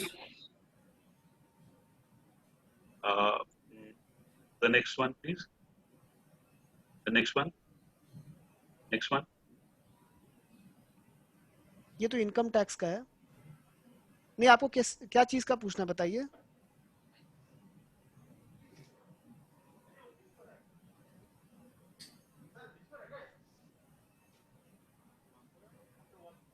The previous one. Can you share your PPT with us? Yeah, I'll definitely share. No problem. No problem. That will be fine. Thank you. Yes, sir. There is a question from Parasuram Kumar ji. He wants a bit of information. Means he wants you to throw some light with respect to filing of returns of NRI, OCI card holders and their declaration of foreign assets and income. So, sorry, Naveen, could you just come to the question again? Uh, I'll repeat. Or can he just ask the question कि क्या बोल Yeah, रहे हैं? he's asking the filing of returns of NRI, OCI cardholders and their declaration of foreign assets and income. Means if I'm NRI, if I want to file my return, if I'm OCI card holder, if I am filing my No, return of income. again, NRI or OCI is relevant from a FEMA perspective. You need to look at income tax, whether I'm a resident or a non-resident. It depends on my residential status under the income tax as to how the returns would be filed. Again, Right. my And so so it's a general questions where we have in our mind that there are a lot of restrictions with respect to NRI buying properties in India. Is there any restriction where an Indian citizen or resident wants to buy any property outside India? no, so it's only under the LRS scheme which is allowed 2.5 lakhs USD. And within that limit, I can buy an immovable property outside India 2.5 lakhs USD per year. per year. Per But I year. cannot have a scenario wherein I purchase a property worth 5 lakhs and I remit 2 lakh. I cannot have a liability for that. कि भी Okay, आज 2.5 लाख इस साल remit किए 2.5 lakh next year remit किए. That is not permissible. that is not permissible. Well, I cannot have a liability for the immovable property concern. That would be not Right. appropriate.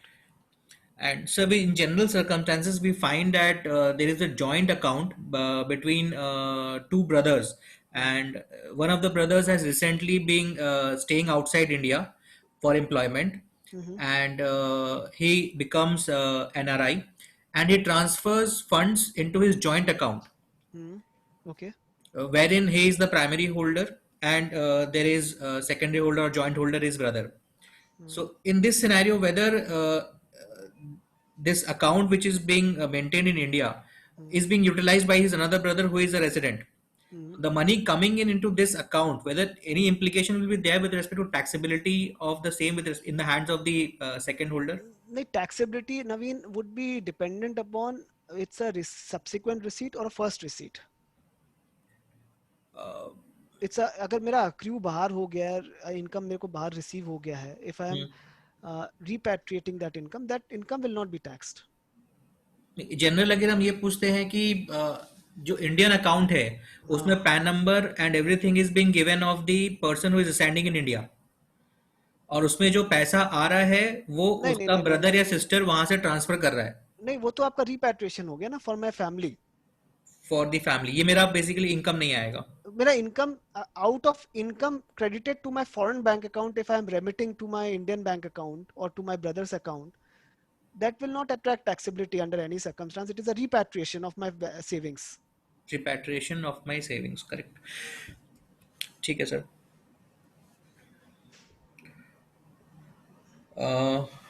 Any more questions? Then otherwise we'll be wrapping up this session. This repatriation has to be done to a relative, otherwise it will be considered as a gift. Right. Under हाँ, so वो आपका अलग बात हुआ. Under the Income Tax Act जो आपका taxability arise होगा वो तो होगा ही.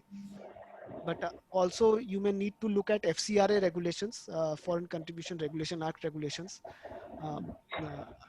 for a gift received from abroad. So we need to be careful about the foreign exchange laws also. But otherwise, generally, gift to a relative is no challenge. And sir, can you guide us with respect to any specific website through which we can get this codes from where we can issue this 15 CB and CA certificates? Because a lot of time when this foreign transactions are happening, we have to issue certificates, and a lot of transactions are there which are exempt under this current account and capital account transactions. But we need to specify the code numbers of the transaction under No, the so RBI. generally special purpose codes जो available होता है ना RBI में, जी. उसी में मिल जाएगा आपको. Remittance codes, हाँ उसी में मिलेगा. RBI की वेबसाइट से ना? हाँ, RBI की वेबसाइट से. एंड ये वाला जो आपने बताया अभी, ये भी मेरे को आरबीआई के वेबसाइट पे मिल जाएगा, this regulation of FEMA non debt instrument. नहीं, this you will get on the you may get on the RBI website, but generally it will be available on egazette.nic.in. E-Gazette. E-Gazette.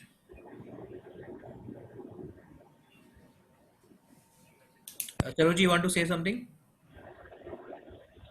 सोच रहा हूँ विवेक जी, एक चीज मेरे को बताइए आप, जैसे हम बच्चे बाहर पढ़ रहे हैं तो उनको हम ईयरली मोड पे रेमिट करते हैं करेंसी, तो is there any limit to that? Again, 2,50,000 is the all encompassing limit as a resident individual. चाहे कोई भी पर्पज हो। कोई भी पर्पज हो। और एक चीज बताइए मेरे को, जैसे 15 CACB is a must in this transactions ना, इसमें तो कोई डाउट नहीं है? नहीं, 15 CACB पार्ट डी भरा जा सकता है, मतलब आप अपना सेल्फ डिक्लेरेशन के बेसिस पे, if you are remitting to your family. Okay, ठीक है, क्योंकि कई बार देखा गया कि नहीं, कई बार बैंक समझते नहीं है, इंसिस्ट हाँ, कर बैंक देते वही हैं। वही वही हम हाँ बोल रहे हैं, हाँ बैंक लोग डायरेक्टली कर देते हैं, तो हाँ वो समझ में नहीं आता क्या चक्कर है, हाँ, पैसा बैंक्स पहुंच के भी साथ जाता है, सब चैलेंज हो है। जाता हाँ, है। बैंक्स के साथ चैलेंज है थोड़ा। चलिए ठीक है, यही कंफ्यूजन था एक। हम्म। Anyways, we'll be wrapping up the session. To sum up what Vivek ji has discussed in today's meeting, I'll just try to touch up few important points. We discussed about the residential status of Section 6, wherein a new clause 6(1)(a) has been inserted, wherein deemed residential status is being given to a person who is basically कहीं का citizen नहीं है, और उसकी income को tax करने के लिए this provisions has come in. With respect to number of days we are there in India is 182 days, which is substantially being reduced to 120 days, there where we have to see whether our income is more than 15 lakhs or less than 15 lakhs. Coming to the new central government decisions regarding FEMA non-debt instrument, which has been very new, and to be very frank, this is something which I also didn't know about. But Vivek ji said all the banks are also not aware of. This is a fact where we, as a chartered accountant, needs to update them with respect to repatriation of funds to outside India, because if you want to transfer any 10 rupees also from India, then we have to explain or give a lot of explanations. Here we are talking about transferring 1 million US dollars. So making this clause understand to the bankers will be very much important. And so, as I asked with Vivek ji, we need to get hold of this notification or order from the e-gadget website. With respect to making investment outside India, as Vivek ji said, we can invest anything up to 2.5 lakh dollars in a particular year. With respect to holding of property in India, an NRI can have a holding. Only a non-resident, only a foreign person who is not a citizen of India cannot occupy any property on, cannot occupy any uh, immovable property. But there is also an exception. If he gets it through inheritance, he can hold that immovable property. There is no restriction with respect to repatriation of funds. As you said, with respect to commercial property, but with respect to residential property, it's up to 2 units. Resident of Pakistan and Bangladesh cannot occupy, and agricultural land cannot be occupied by an NRI. I think this is what I would sum up with today's meeting. A very thanks to Vivek ji. I would request Sarojji Swaikar to kindly offer a vote of thanks to Vivek ji and the participants. Thank you, Naveen. Vivek ji, it was really a wonderful and interactive session. We had gained a thorough knowledge on this subject, though of course a limited knowledge, I would say, not a thorough knowledge. I, on behalf of Views Exchange and all the participants present here, thank you very much for this wonderful session. I also thank all the participants who have attended the session. I also thank our convener Naveen Khemka and all the members of Views Exchange for being present here and coordinating this session. I once again thank Vivek ji. Thank you so much. Thank you, Naveen. Thank you, Sarojji. Thank you, Naveen. It's always a pleasure. Thank you, Vivek. Thank you.